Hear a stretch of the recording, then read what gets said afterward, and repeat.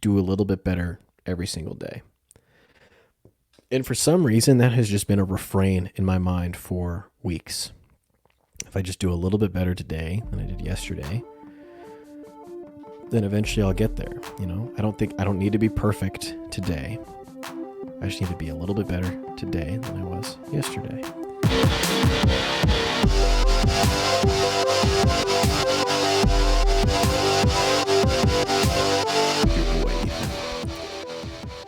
I know you were hoping to hear the loud cackle of my podcast co-host Patrick. This is your first ever episode. This is The Crunch. It's a Catholic comedy podcast where me and my buddy Patrick laugh and joke about the world, the Catholic Church. We joke about each other. We like to tell stories and generally weigh in because we, as two guys who both have young children, we kind of know what's right and what's wrong just objectively. And so we've been doing this for many, many years. But this week, speaking of children, our good friend, neighbor, podcast lover boy, Patrick Nevy and his wife Phoebe welcomed their new baby girl into the world, Josephine. If you have not seen on the Discord at bit.ly/crunch Discord, Patrick in the Town Square channel just posted a beautiful picture of his new baby girl, and he's out on the podcast for this week. And so he said to me, he says, "Ethan, I got a baby. I got a problem, baby. It's a baby problem." And I was like, what's good? What do you need? He goes, I can't podcast this week. I was like, all right, fair. He's going to be back next week. At least so he tells me. But everyone's healthy. Phoebe's doing great. I think I can tell this. Maybe I can tell this information. I don't know. But we'll have to hear the full story from Patrick. But what I've heard is that their time at the hospital from when they got there to when the baby was out was 17 minutes. Insane. Absolutely crazy. So pray for them. Keep them in your prayers. It sounds like everybody's doing well. Baby's healthy. Mom's healthy. So, but the downside of new life is audio pain for you. You get to be with me for the next 30 to 40 minutes. I don't want to do it too long. I don't have a script. I feel like if you don't have a script, you shouldn't podcast ad infinitum. But I've got some talking points. I've got some things that I've looked up. I'm actually going to pull up my notes right here so that I don't forget anything. Patrick did a solo episode when I was unavailable a couple weeks ago. I was traveling for my brother's wedding, and it just wasn't going to work out timing wise with all the things going on the week of the wedding. And so Patrick went solo, and he did a podcast on apologetics. And I am going to do something a little bit different. I'm going to give you guys some updates, some thoughts on some things that have been happening lately. But I would like to spend this podcast discussing a frequent topic of this podcast through the years has been kind of the secular world. Where is it too much? Where is it not enough? How do we take what's good about what's out there without letting it poison you? You know, I came out very aggressively about Harry Potter at one point. I've come out very aggressively against hip hop music. I've also been very aggressive towards television, social media, X, the everything app. Although I'm back on X, I'm grokking it up every day. And the topic of today's show, the noble sport of football. Now, some of you might be thinking, Ethan, please don't talk about football for the whole hour. I'm not going to, but I'm going to tell a story that I think will maybe help provide some clarity around my renewed stance on football and why, how I've changed. I'll tell you another way that I've changed. I threw my back out last week. Like my dad. I always thought that when I was a kid, one time my dad threw his back out in the middle of the night. I was in 4th or 5th grade. He like bent down to open the toilet because he was taking an old man dump. And this was at, I don't know, 2 a.m. I don't know why my dad's pooping in the middle of the night. He's always had issues. So he leans down to the toilet, tries to grab the seat, back goes out, he falls to the ground, he's stuck in the bathroom, can't turn around, still has to poop. right? Calls out for my mom. Janice, help me, help me. She helps him, right? They get him a chair. He can't stand up, right? He has it's like his back seized up in this moment. Thankfully, he did not poop his pants. He made it to the hospital. He had to kneel in the Honda Odyssey in the back seat illegally, I might add. When I was 12, I was very concerned that my father did not have his seatbelt on, but he was kneeling in the back seat of the Honda Odyssey. My mom drove him to the hospital. They gave him morphine, and for like a day he was addicted to drugs, but then he got off of it, which is great. More power to my dad. Sobriety ever since then. Very proud of him. But I always thought this was funny because I was like, Dad's back went out that one time and he had to, crawl to the hospital on all fours. And then they gave him the happy pills. And I was like, that could never happen to me. Last week I'm ill, right? I contract some type of virus. I don't know. It could have been anything. It could have been long COVID. It could have been regular COVID. It could have been the common cold. It could have been the flu. I just had a head cold. I was, coughing, headache, runny nose, sore throat, the whole shebang. I'm ill Wednesday. I'm recovering Thursday. I feel better on Friday.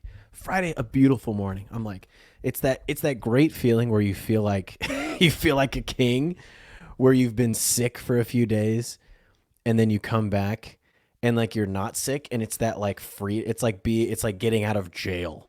For the first, or like when you break up with a girl that you don't want to date anymore, and you just are like, you're so free. You're like driving down Merlin after you end this relationship, and you're listening to CDs that you burned from your iTunes playlists.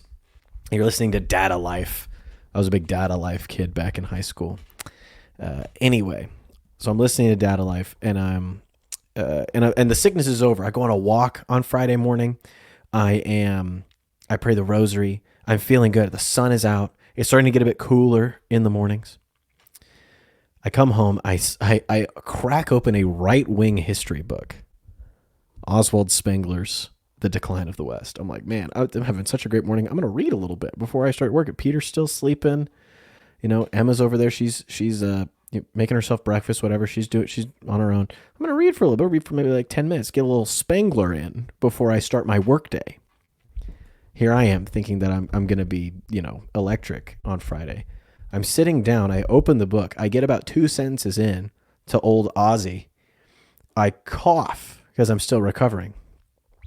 So I cough like that. And I'm sitting up, I don't know exactly where I'm sitting up. I'm like this. I cough, and it like, because you tense your stomach when you cough. I don't know if you guys know about this. My back, I must have pinched a nerve or something. But the same thing that happened to my dad when he was trying to take his old man 2 a.m. dumper. My back seizes up. I fall to the ground. I feel myself farting. I'm concerned that I'm going to poop my pants, and it's all flashing back. I'm like, no, I can't be like my old man dumps. That's what I call my dad now, his old man dumps. And I'm on the ground, and I'm swearing, and Emma's like, what's wrong? And I'm like, what do you think? I'm in massive amount. Do I ever talk like this? I'm in massive amounts of pain. And she's coming over. She's like, how can I help? And I'm like, I don't know. I'm like stuck. I like can't move. I was like, legit. It hurts so bad. I actually don't think I've ever experienced this much pain before in my life. And I'm just stuck there, and I have to eventually like roll onto my back. And I'm stuck on my back. I can't move. We try to slide. Our son has a bear. Did I tell this story on the podcast already? Not important. Our son has a bear, and we heat up the bear, and the bear goes under my back, and it hurts. And I'm just having a terrible, terrible time. My wife has to get me up onto the couch and then eventually up the stairs, and I have to work from my bed like a sickly Victorian child. Like you remember reading those stories about like how Charles Dickens, when he was a boy, he had TB. Not Tom Brady. He had tuberculosis. And he had to, and it used to be when you got sick, it's like some kids got sick back in the 1700s and they would just die. And then the other kids, like the white kids, would get to be sick in bed, and they would be sick. I remember reading stories. I don't know who it was. Maybe it was John Brown. Maybe it was Abe Lincoln. Someone was sick. Maybe it was Willy Wonka. I don't know who it was, but someone was sick and laid in bed for like a year. and all they did was read the Bible. You just read it cover to cover. And it's like, it's just all you had to do was you just would get sick and the doctor would be like, lay in bed, and people would just lay it. They would just nowadays we have bed rotting where you're like on the phone. They used to do that. But it'd be like, they would be like laying on their bed at the end of a long day of laying in their bed. And they'd be like, time to read the Bible. They get all excited. It's like us going through TikToks at the end of the day. Anyway, so they would bed rot. And that was me. I was bed rotting. I was working. And I was miserable, but I get better, right? I get better. And it's Wednesday this week. I go to play basketball. I said one of my goals at the beginning of the year, if you went and you listened back to our first podcast of the year, goals for the year was I was going to start playing basketball with my friends. I did it on Wednesday, which was yesterday. 2 buddies and me, we go to an outdoor court at 6 a.m. and we play basketball. My back had healed up enough. I'd spent some time alternating Tylenol, ibuprofen. I didn't take enough at one point to actually get high, which I was trying to do. I would try to go sneak into the bathroom and pop some pills, but Emma would hear the bottle rattle and she'd rush in and smack them out of my hand and say, "You're better than this." What can I say? I tried. Game respect game. She was a nurse. She knows all about patients trying to overdose, which is so funny because she was a nurse for babies.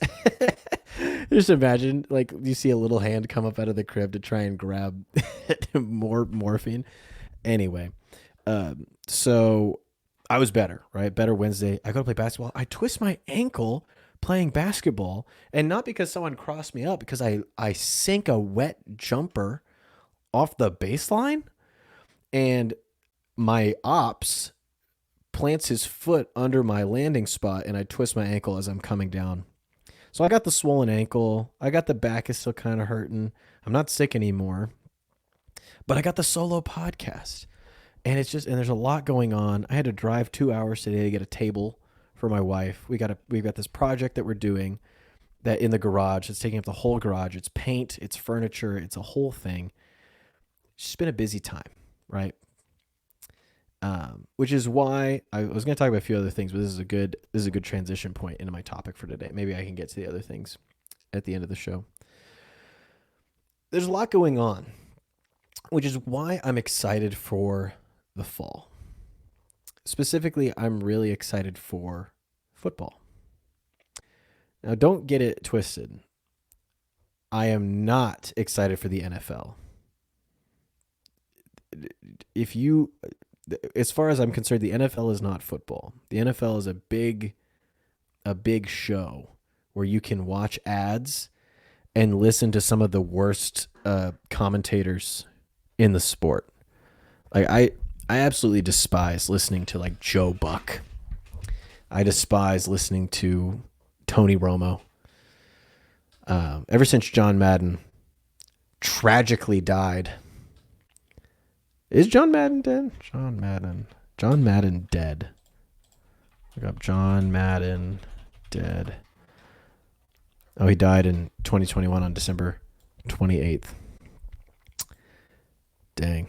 Poor guy. John Earl Madden. Jem. Jim. Yeah, ever since he left, there's not... I mean, Al Michaels, maybe. I can see kind of the classic... The Al Michaels. I'm not going to do it. The Al Michaels voice. Kevin Harlan. Kevin Harlan's a goat, though. He's great. We love Kevin Harlan. Anyway, I'm getting off track. I don't like the NFL. I don't like it as a product. I don't find it to be interesting, sports-wise. Like from a competitive standpoint, there's nothing about professional football that is in any way interesting. It's too sanitized. I hate the fact that have you ever looked at like the logos for NFL teams?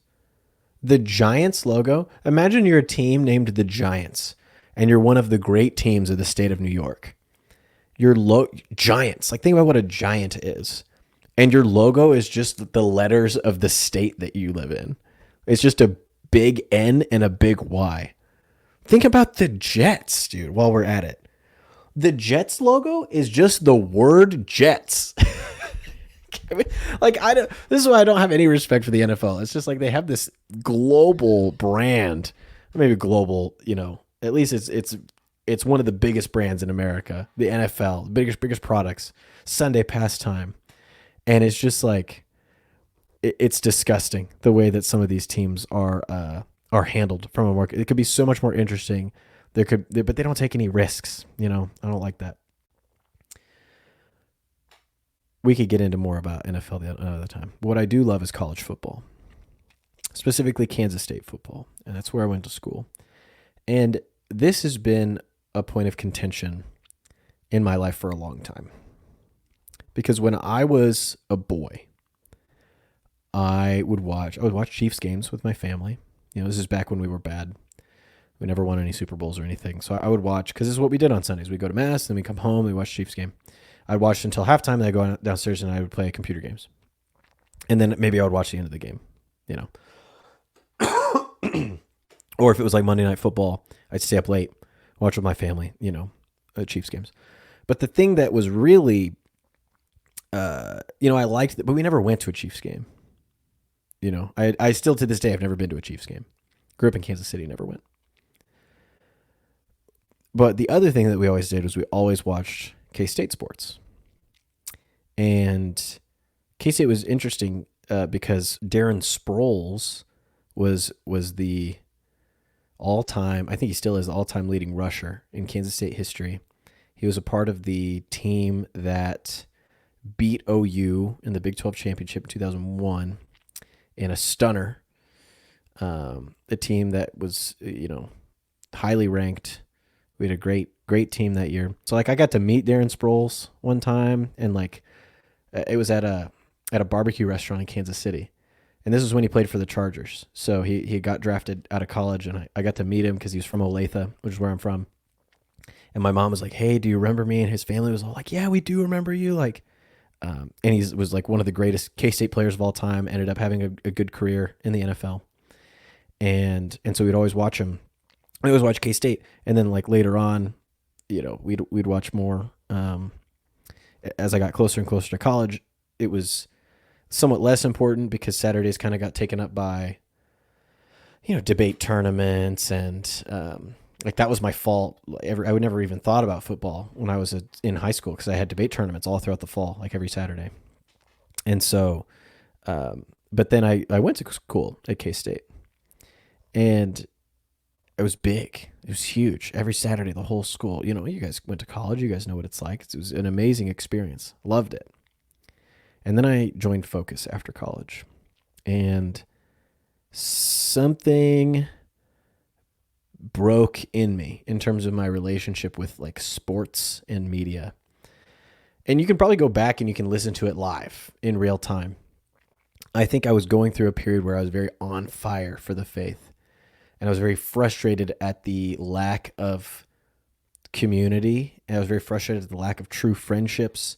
I was very frustrated at the what I perceived to be people not caring about me ultimately. It felt like people were more interested in, "Oh, sorry, Ethan, I can't come to your thing. The Ohio State Michigan game is on. Great game. Love it. I understand it." But I was at the University of Tulsa, and I was trying to hang out with students, and I was trying to make connections with them and build relationships with them. And it was never "Ethan, why don't you come watch Ohio State Michigan with us?" It was "We can't come to your thing because we have to go watch this game." I started to just kind of grow a little bit resentful that I was surrounded by simultaneously people who were completely out of the mainstream popular culture, like my other teammates at Focus. They were not really connected at all. And my students at Tulsa, who were all super plugged in, knew all the new music, knew everything that's going on social media, knew everything that was happening with sports. And I just kind of felt stuck between these two worlds where I'm inclined to go this way to be with my Focus team because it felt like the right thing to do, right? It's I'm here, I'm a missionary, I need to sacrifice some things. I need to call people higher to a better activity. And that was a real challenge for me. For several years, I just didn't care. It just completely got removed from my life. Fast forward, my son is born. again, I'm going through a hard time in a different way. I lose my job very suddenly, very traumatically. Things are going poorly. We're not getting sleep. We're stressed about money. The only thing I had that made any sense for me to like kind of latch onto in that moment, stupidly enough, was Kansas State football. Because this 2022 season. They had done poorly for like the last several years. So like they had a good season, 2018, 2019, and then the COVID season happened and they were really bad. And then 2021, they kind of came back. 2022 was a good season. Things were actually looking up.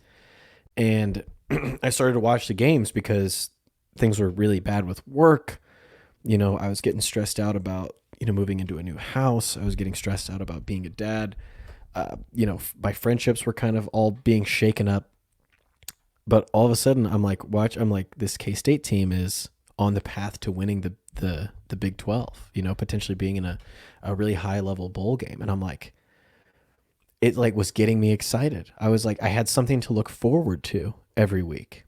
And I didn't realize that I would ever be in that kind of position where I would need something to like hold on to.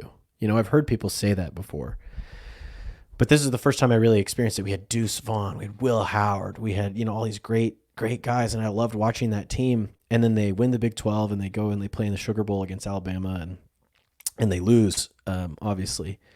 But it just kind of relit something in me that I think is normal.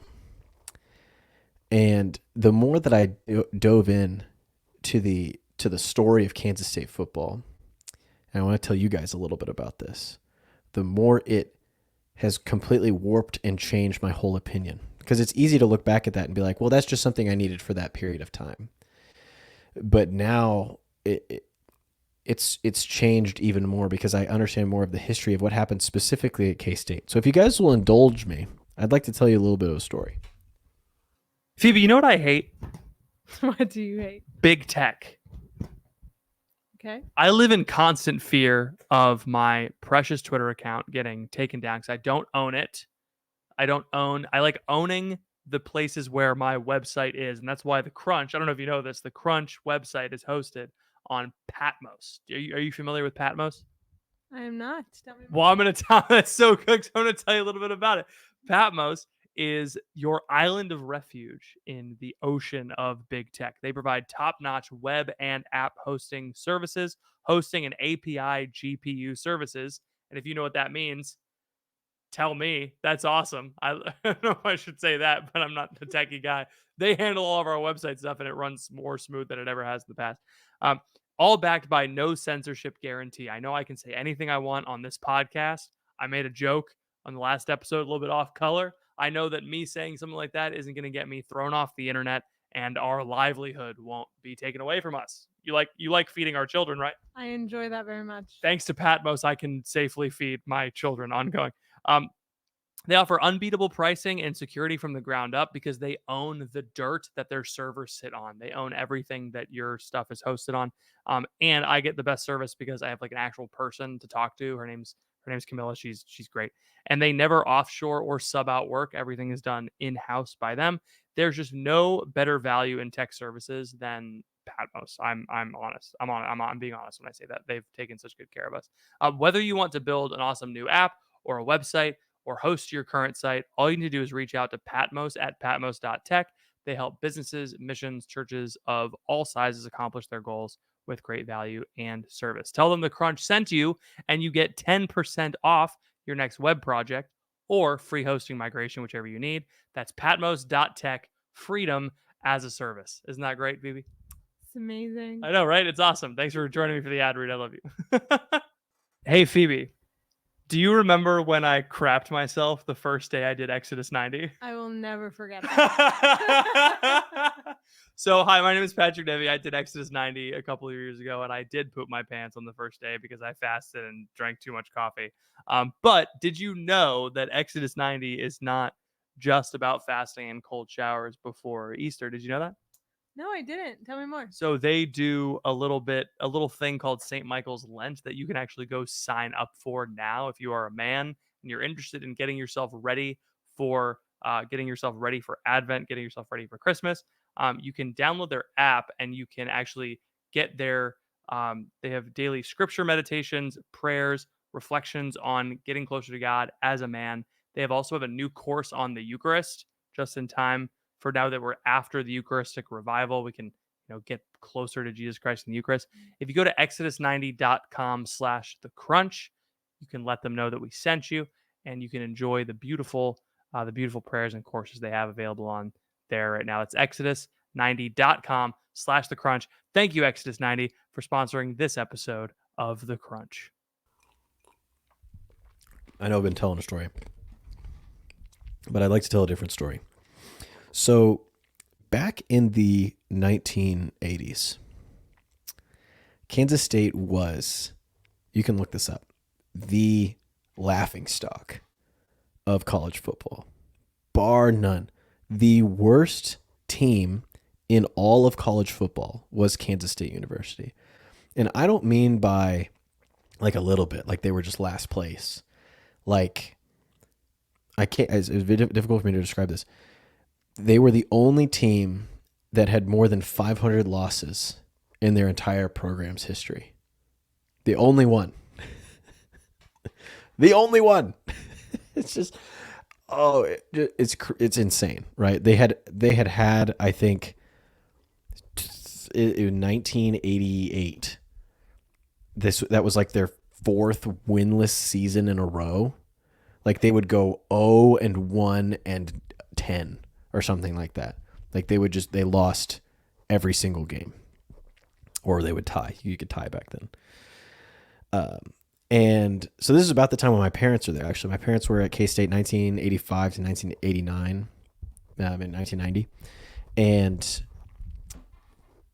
the problem is that attendance was so low in the 1988 season that the athletic director was told by the NCAA, if you do not raise your attendance, you will be removed from the Big Eight. You will no longer be an FBS team.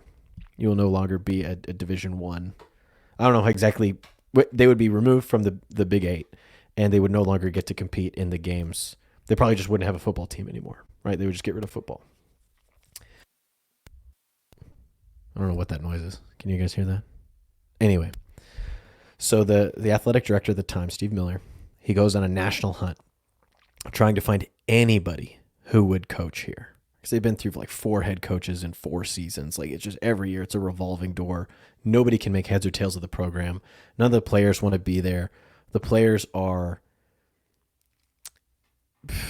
depressed, to be honest with you.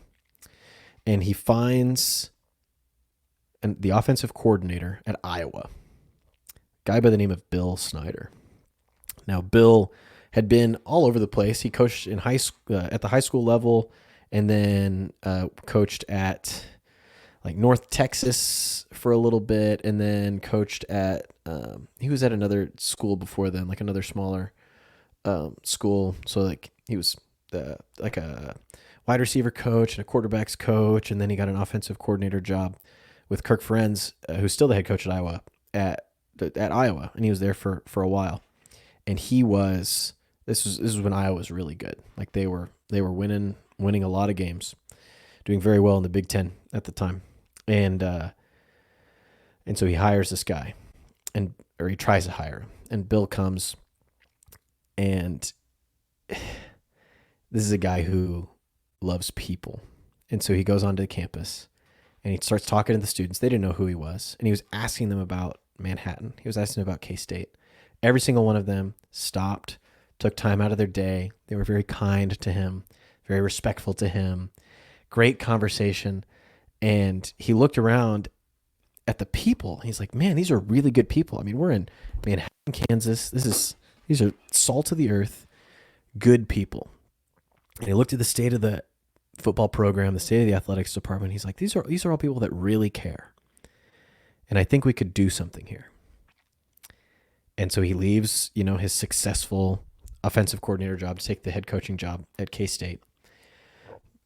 And you can go and you can see his speech on the day that he accepts the job. They have a press conference.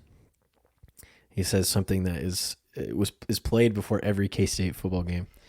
He says the greatest opportunity for a turnaround in college football exists here today, and it's not one to be taken lightly. He just stares into the camera, and he just says, we're going to do this. So 1989 season comes. A lot of energy, right? New coach. He talks to the players, and he's like, tell me what's going on. And he thinks that they're going to complain about the facilities. He thinks they're going to complain about the, we don't have enough money. He thinks we don't have good cleats. We need to run different formations. We need to do this.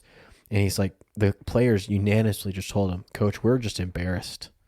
We lose. We haven't won a single game in our whole time as players here. Like that, none of us have won a football game.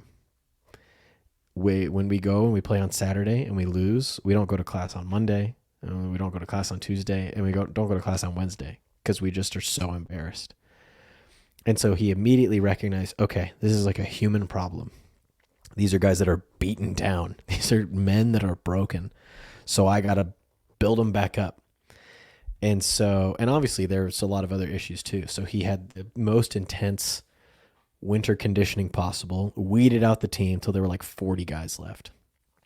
And just like the only people that wanted to be there. It's like, if you want to be here, you'll be here. And a lot of people didn't. They didn't want to be there. They start the season. They play Arizona State. They lose. They play their next game. They lose. They play their next game. They lose. They're like 0-4 to start the season in 1989. They play North Texas. I don't remember what day it was. But it was the 1989 season, the 5th game of the season. And on like a last-second play, the quarterback throws the football route to the corner, scores a touchdown.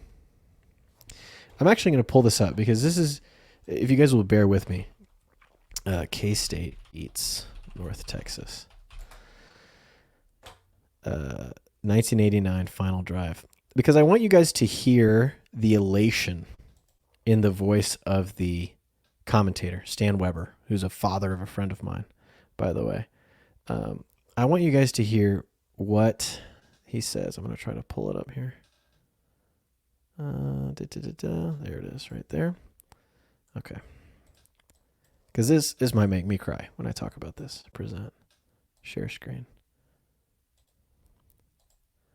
All right, let me know if you guys can hear this. In the slot left, Hernandez the split end left. Flanker right is Jackson. The quarterback is Straw. Takes the snap. Back to throw. North Texas rushing. Near side pass to Hernandez. He got it. He got it. He got it. Touchdown. Touchdown. Touchdown. K-State. K-State wins. K-State wins. Touchdown on the final play of the game to Hernandez. What it is. What it is. It's a big touchdown. And everyone's running out of stands. Unbelievable. Frank Hernandez was wide open. He ran a quick out pattern, got past the pylon. He was in the end zone. Very smart play. Straw threw the football with Roderick Manning in his face. Roderick Manning again broke right. It's their first win in like years. And if you saw the video on the YouTube, there were like, I don't know, maybe 1,000 people in the stadium that could seat 20,000, 30,000 at the time. Small crowd, but they rushed the field. They're so excited. You could see the players. They're so happy. They're so excited. That's the only game they won that season. They went like 1-1-8 or whatever. I don't remember how many games they played that year. But everyone's still doubting Bill Snyder. The media, they're being mean to him. You know, they're asking him, you know, where's this thing going? How come your players are no good? And he's sticking up for his team every time. He's like, you guys are coming here. You guys are being mean. You know, I hope you bring this type of energy when we're winning. You know, and it was not a matter of if, it was a matter of when. And I've listened to Bill Snyder's autobiography, and you can just hear in how he talks about his players, how he talks about his program. he was a bit of a workaholic. He was a bit of a genius too, and he also had some flaws. Like he ended up divorcing his first wife because he kept moving around to take different jobs for football, and that sort of ruined his first marriage. Moving from Texas to Iowa kind of sealed the deal on that one. So he's not a perfect man by any stretch of the imagination, but he was extremely dedicated. He would get up early, stay up late, always coming up with new plays, always coming up with new ideas. Most importantly, always paying attention to his players, always caring about his players. You know, there was a time when a guy was considering killing himself. Player runs, they don't go to the cops, they go to Coach Snyder. They say, Coach, this guy he's over at the lake. He's over at the Tuttle Lake Tuttle, and he's gonna shoot himself, or he's gonna kill himself. I don't know if he's gonna shoot himself. And Coach Snyder didn't know exactly where it was. There's no Google Maps at the time, so he goes to the lake and he drives through all of the winding roads all around the entire lake to find this guy. And he finds a truck with a hose hooked up to the exhaust pipe and looped into the what do you call that? I don't know, where you sit in the car, the cabin. Anyway, and he like talks to the guy, builds a relationship with them, talks him off the ledge, you know, and the fact that he stuck around, stayed with these guys, especially for the guys that graduated that first year, who never got to see the success that K-State saw later. He made sure that they got jobs. He provided references for them. He said, if you ever need anything, K-State football will help you in whatever way we can. Like, he just really wanted to build up these men.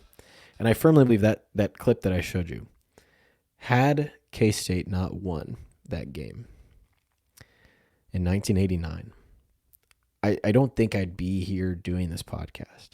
And I want to explain. Some people, like Emma, laughed at me when I told her about this.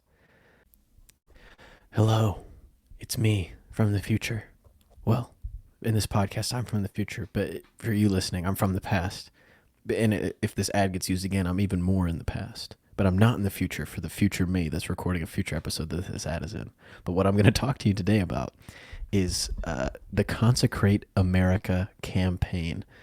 We just had the year of the 3 years of the Eucharistic Revival and the big National Eucharistic Congress. But Carmel Communications is on a mission to consecrate America to the Eucharist. You go to consecrateamerica.com. We're hoping that we get as many people as possible to sign a petition to the U.S. bishops to consecrate America to the Eucharist. As of right now, I'm looking at the page, 137,000 people have signed. They're aiming for 250,000. You head over to consecrateamerica.com. You can join the petition. Essentially, we believe that the people who believe in the Eucharist should continue to advocate for adoration, reverence in the liturgy.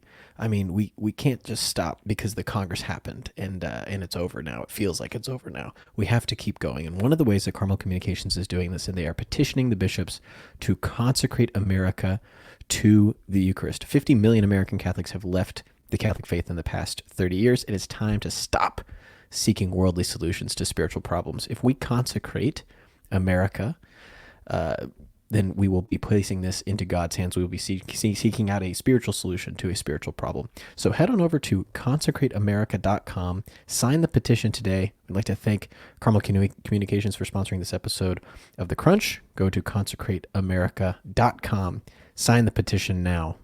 See you later. But had Bill Snyder not come to Kansas State and invested in this program and cared about his players, and like built them up to be disciplined mentally, emotionally, physically. And had they not just kept at it game after game after, you'd think they was 4 in a row. It's like, let's give it up. You know, this is not it. But he kept going game after game after game until they won that one game. They got that one pass, you know, into the end zone. Had that not happened, I think they would have had a losing, they would have lost all their games that season. There would have been no excitement. They would have dropped below the attendance levels. I think football would have been ended. Like, it would have been kind of like a Wichita State situation. They probably could have stayed a D1 school, but they wouldn't have a football program. They'd be removed from the Big Eight. And if those things happen, Then the city of Manhattan stops growing. Kansas State, the school stops growing. And instead of my mornings being spent when I'm a kid watching Darren Sproles play and my mom cheering him on and saying, I played for him, or, I knew him. I'm watching Darren Sproles play for KU, maybe Mizzou, Oklahoma State. I don't know. Who knows where Darren Sproles would have gone? I wouldn't have been cheering for him at K-State because there wouldn't be a program. I wouldn't have that with my family. There'd be no reason to go visit the school and to go see the stadium. And if the town's not growing, the school stops growing, the money stops flowing in, I probably would have gone somewhere else, right? Which means if you've been with this podcast for a long time, you know that St. Isidore's, the Catholic Student Center at K-State, was a really big part of my life, right? I met a lot of my friends there. I had my huge sort of conversion to the faith there when I was in college. I met the best man at my wedding there. There's a lot of really good lifelong friends through that place. I think St. Isidore's would have been greatly reduced. I don't think it would be. They just built a big, beautiful new church. It's absolutely massive, right on the corner of the busiest intersection, on campus. I don't think that would exist. I don't think I would have gone there. Who knows where I would have gone to school? Who knows if I would have gotten plugged in with Focus? Who knows if I would have ever met my wife? Who knows if I ever would have started this podcast, right? It just feels like a very interesting thing. And you can trace this back. You can do this for a lot of different things, right? Oh, if my dad never met my mom, obviously. But I do think that it's very clear that a lot of the trajectory of my life is somewhat rooted in the choice that man made in 1989 to dedicate himself to a place that was the losingest place in the history of college athletics, to the point where they were writing articles. Sports Illustrated has a famous article called Futility U, where it just talks about how bad K-State was at football. And all this to say, the next season, they win 4 games. Season after that, they win 6 games, right? I think the season after that, 1993, I think they win 8 or 9 games. They go to the Copper Bowl, and they win the Copper Bowl. It's their first. I think it's their first bowl game in history. Then they win, and so they go from being winless in 1988 to winning a bowl game. And bowl games, they didn't just hand out bowl games back then. There was a real thing. And then the stat is, I can't remember exactly the years. It's between 1994 and 2001. K-State had 11 wins in 6 out of 7 seasons in that stretch from 1994 to 2001, which is just kind of crazy to think about that.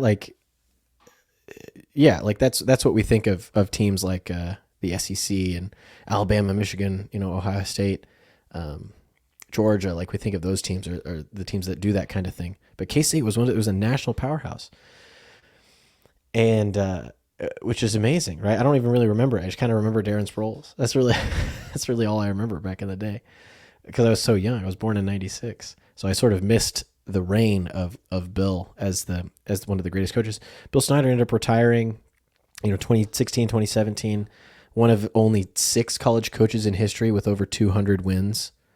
And he did it all in one school. I think it's 200 wins at one school. So I think it's him and a few others, like Joe Paterno, Nick Saban, a couple other guys like that. But he's up there, right? He just never won a national championship.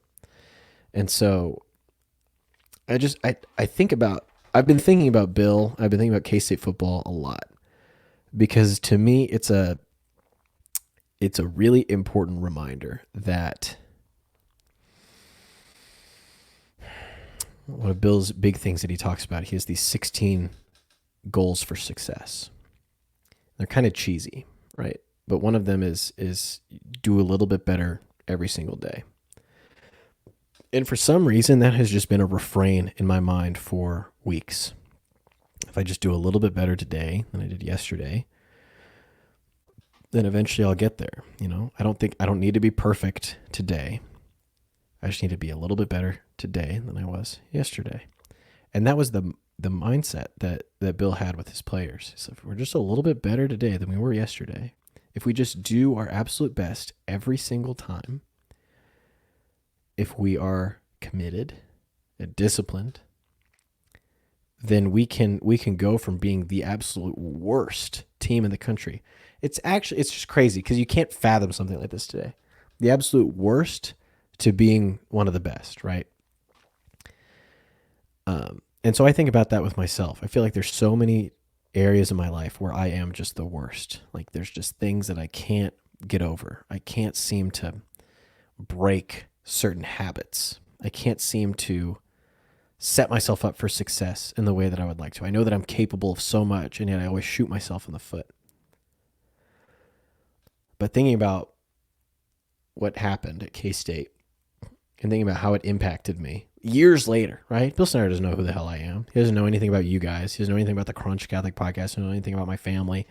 Doesn't know any of that stuff. Probably doesn't even know really about St. Isidore's or like any of the other auxiliary things that he maybe is aware that he's had an outsized impact on the school and the city. He's not acutely aware of it. Like, it's wild to me that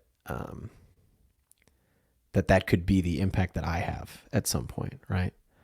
Which is kind of why I keep doing this podcast, especially like in a situation like this where my buddy Patrick is gone. Normally I would just say, all right, we're skipping it for this week, which I'm probably going to do for the bonus episode. Sorry. I just don't have time.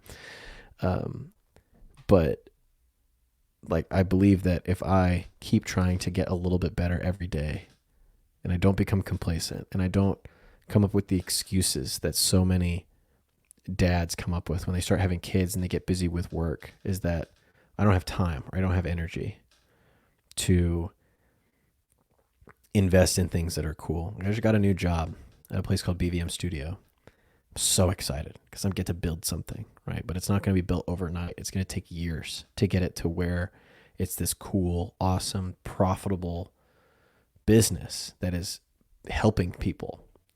It's going to take years to get to that point. The podcast we've been doing for 8 years. It's kind of successful. It's successful in that we've stayed consistent. There's people that care about it. I think Patrick and I are both committed to just keep trying, keep going a little bit at a time.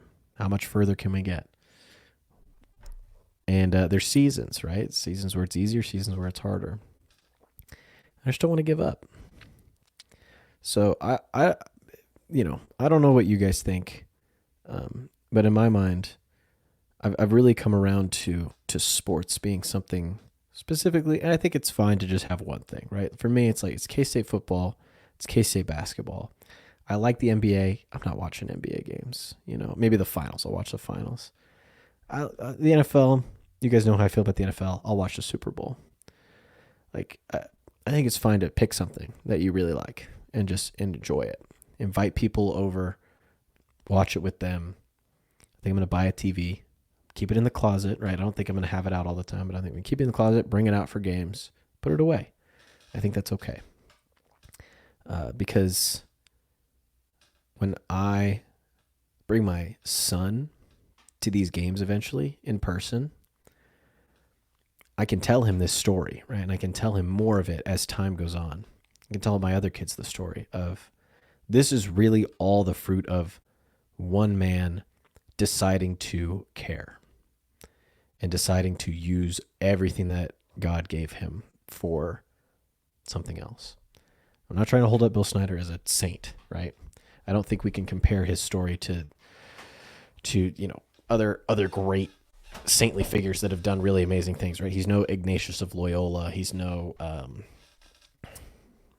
trying to think of other saints that have like started. He's no St. Francis of Assisi, you know what I mean? Although it is kind of a similar vibe, if we're being honest.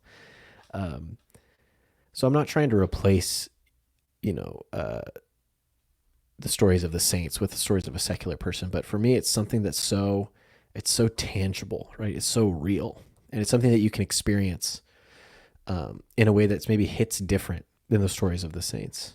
It's like it's inspiring. He's like just a great man that did something really great for a small town in the middle of Kansas, 13 miles north of I-70, that has a population of like 60,000 when school is in session.